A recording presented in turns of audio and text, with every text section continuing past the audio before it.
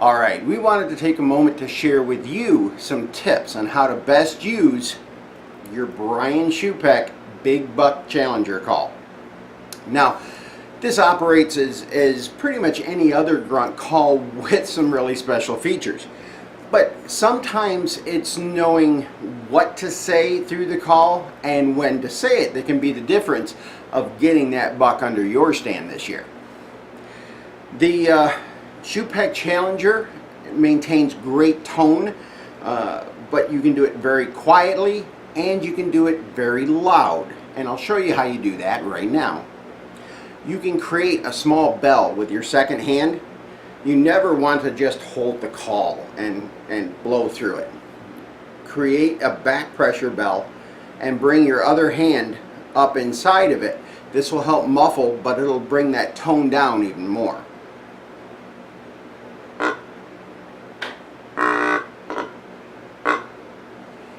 Now, one of the great features on this call is if you're hunting on a really high wind day, or that buck has popped out 500-600 yards out in the field, you can call to them, but if they don't hear you, they're not going to turn and come in.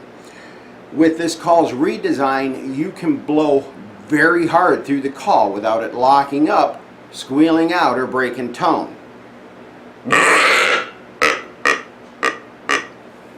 Now, you really only want to do that type of call when you can see the buck and he's not responded to regular calls. Once you get his attention, he turns, looks, and starts heading your way, make sure to soften the calling back down. So, as we said, there's actually certain things you want to say to a deer in order to get his attention and in. Now, for the dominant buck, and even the younger bucks, there's three basic type of calls that we want to go over. The first is what I call as a cruising grunt. In other words, the buck is out and about, he is looking for hot does, he's scent checking trails. And you get medium length grunt randomly throughout, and it sounds like this.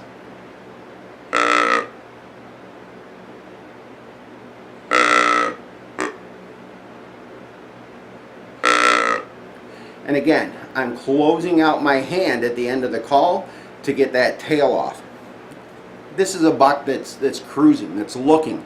And if the buck that you're calling to, or if you're blind calling, this is a great call to try and get their attention, come in and investigate.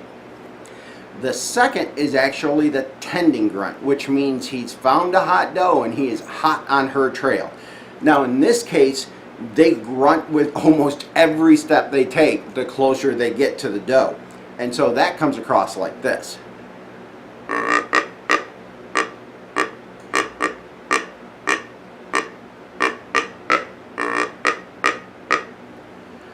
So again, that means that he has found a doe and he's tracking her.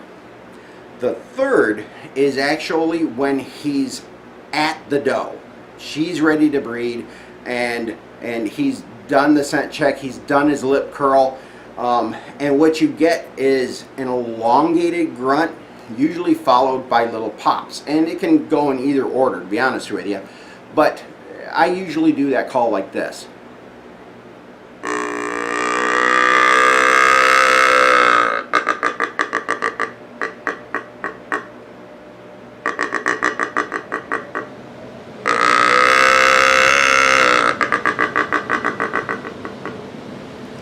Now that's basically saying he's got the hot doe right there and the lights are about to be turned down. Anyways, but what that translates to you as a hunter is you may blind call and do those cruising grunts. You may have to just blow hard through the call and get his attention and they turn and come in. But if that buck holds up for whatever reason, then changing your calling a little bit can change his attitude on wanting to commit and come in. So if you've caught his attention by doing the cruising grunts, he comes in, hangs up, or even starts to turn around to leave. If you turn and start doing the tending grunts, that grunt every step, then you convince him that there's actually a hot doe down here and you're trying to chase her right now. And you can do that by just changing the direction a little bit with your calls to help.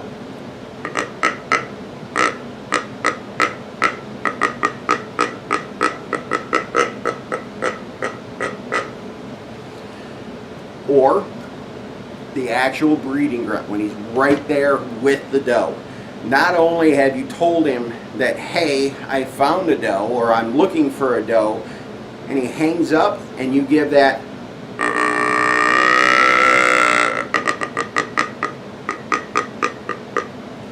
now you're telling that buck, not only have I found one, she's right here. That can be enough to drive him crazy and come in looking.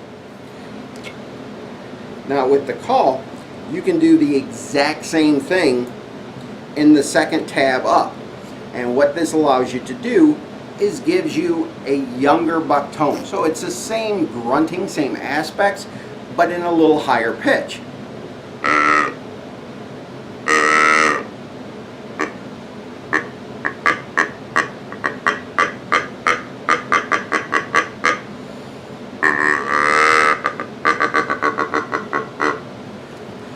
So again, in the woods, not every buck is going to respond the same to calls.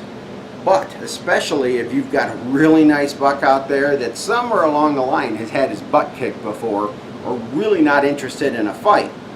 But the idea of that little 1.5 year old getting the hot doe, well, that can be a little too much for him in most cases. And once again, bring him in that may offer you the shot. With all flex tube calls, you can move the flex tube in and out also to help change the tone.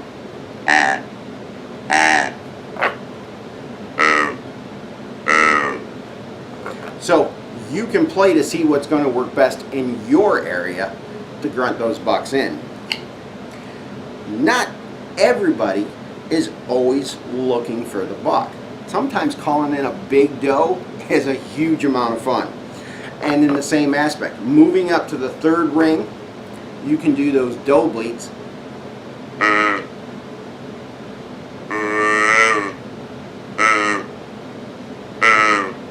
Which is a social style call, and a lot of times earlier in the season or late in the season, other does will come in to investigate.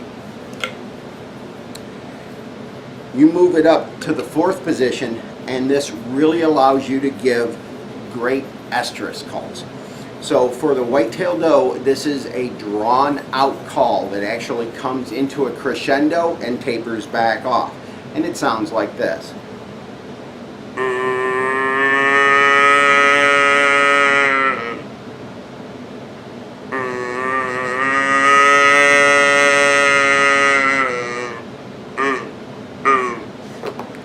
And again, you can sound like a younger doe by simply reducing the flex tube.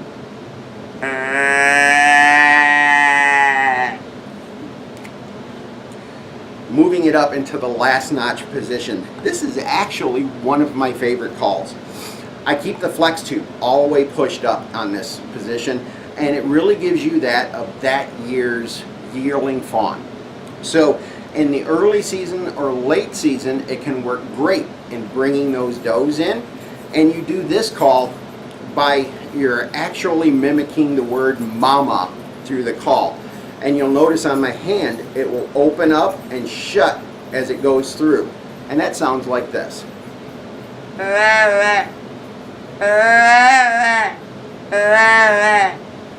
And like all the other aspects of the call, you can do this very loud.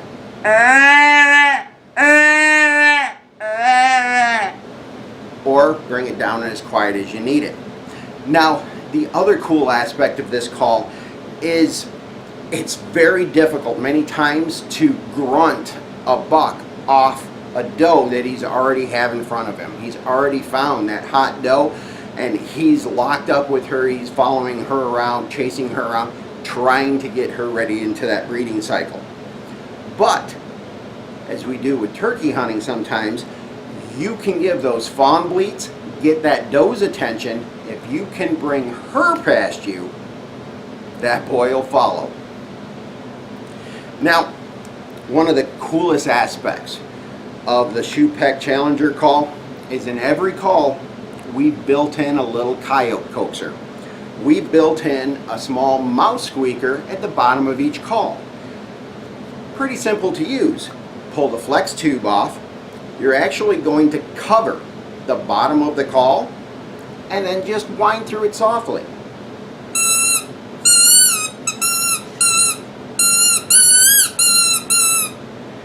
You get that coyote that pops out way out of range for you, throw that little coaxer in, you can bring him in and start help protecting your deer herd. Yep, the Brian Schupbach Big Buck Challenger. Put one of his success secrets in your pack.